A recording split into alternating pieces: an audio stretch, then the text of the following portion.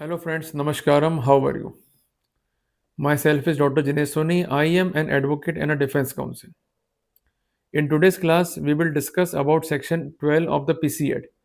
We will discuss about the defense strategy to contest the charge under section 12 of the PCA. Section 12 of the PCA basically deal with the abetment. It is different from section 8 because section 8 of the PCA deals with the bribe giving and section 12 of the PCA deal with the abetment. So basically, it is a derivative offense. Simply, we could say that it depends upon the existence of another crime.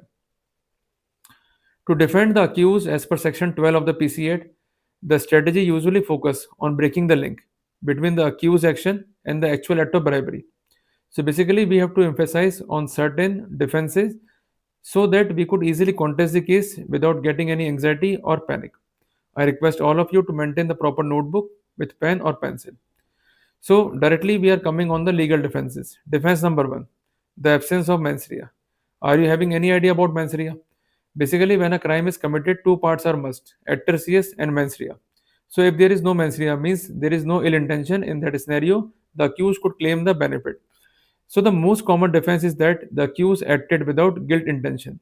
Regarding this, you may rely on section 14 of BNS because the accused may simply say that he is merely a messenger or he is basically a person who received the package on behalf of the official without knowing that it contained the bribe. In that scenario, he could claim the immunity.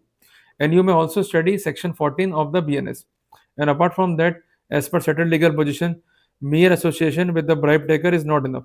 The prosecution must prove that the accused is having the knowledge of the crime, and apart from that, with that intention, he instigated or aiding to commit the crime of corruption. In that scenario, he could be prosecuted, but on general or on vague allegations, he could not be prosecuted. Defense number two, lack of instigation or activate. Basically, we must understand that the word abatement is not defined under the PCA. It is defined under IPC or under BNS. So basically, it requires the active participation.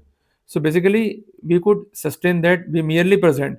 We never encourage the bribe giver to give any bribe. In that scenario, we could claim the immunity. So in nutshell, we could say that there is a passive presence, but we never abetted the concerned person. So if the accused did not do anything to facilitate the crime, in that scenario, the charges of section 12 of PCA could not be sustained. Now I'm coming on defense number 3. As I told you, it is basically a derivative offense, means the commission of which depend upon the existence of another crime. So if any crime is not committed in that scenario, the charge of section 12 of PCA would fail. For example, if the person is charged that inter alia he abetted the offense as per section 7 of the PCA, but the main charge means the charge of section 7 of PCA fails against a public servant, in that scenario the charge of abetment would also fail. So basically, if the concerned defense prove that the public servant never demanded a bribe and inter alia the benefit is inclined to the public servant, he acquitted or discharged from the offences, in that scenario the charge of section 12 of the PCA would fail. So basically, the said scenario could be used as a defense strategy. Defense strategy number 4. Now the important question arises if the concerned person takes the plea that inter alia he gave the bribe as per the instruction of law enforcement agency, whether he could claim the immunity or not. As we know that such immunity could be claimed in case of section 8 subclause 2 of PCA, and no immunity of like nature could be claimed in case of offences as per section 12 of the PCA. So simply we could conclude that we are not having any intention to commit the crime, and whatever article we have received is under belief that it never contained any bribe. So basically we could claim the immunity as per section 14 of the BNS. And apart from that, we have to specify that we are not having any willingness or intention. So basically we have to specify that there is no active participation of us. So basically, if we are going to work out on the same, we could easily claim the immunity and could easily defend our case as per section 12 of the PCA. So the tip is that as far as section 12 of the PCA is concerned, the charge sheet have to specify that in which manner the accused has abetted the crime, means by the way of instigation or conspiracy or aiding.